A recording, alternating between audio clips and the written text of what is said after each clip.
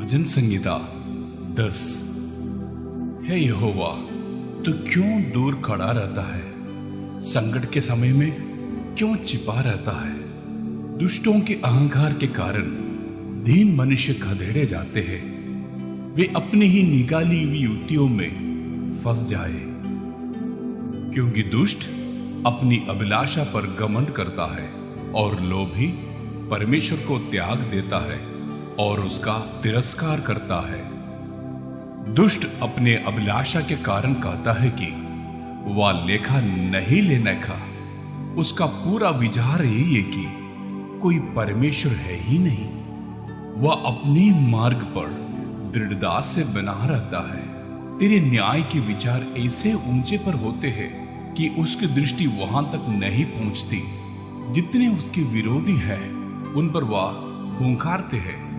वह अपने मन में कहता है, मैं कभी टलने का नहीं, मैं पीढ़ी से पीढ़ी तक दुख से बचा रहूंगा।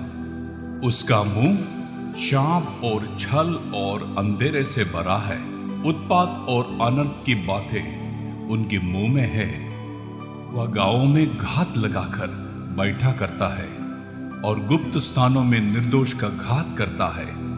उसकी आंखें लाचार के घात में लगी रहती है। जैसा सिंह अपनी झाड़ी में वैसा ही वह भी छिपकर घात में बैठा करता है। वह दीन को पकड़ने के लिए घात लगाए रहता है। वह दीन को अपने जाल में फंसाकर घसीट लाता है, तब उसे पकड़ लेता है।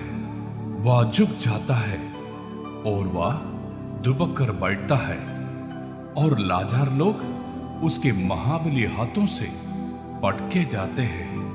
वह अपना मन में सोचता है, ईश्वर भूल गया। वह अपने मुंह छिपाता है, वह कभी नहीं देखेगा। उठ, हे यहोवा, हे ईश्वर, अपना हाथ बढ़ा और दीनों को ना भूल।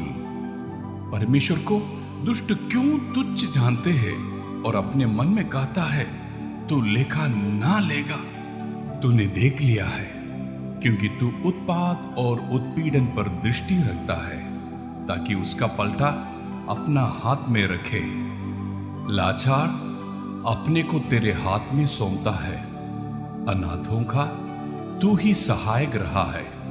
दुष्ट की भुजा को तोड़ डाल और दुर्जन की दुष्टता को ढूंढ ढूंढ कर निकाल, जब तक कि सब उसमें से दूर न हो जाए। यहोवा अनंत काल के लिए महाराज है।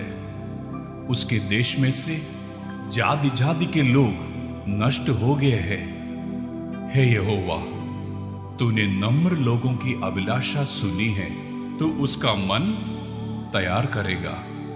तू कान लगाकर सुनेगा कि अनाथ और पिसे हुओं का न्याय करे, ताकि मनुष्य जो मिट्टी से बना है फिर भय दिखाने ना पाए।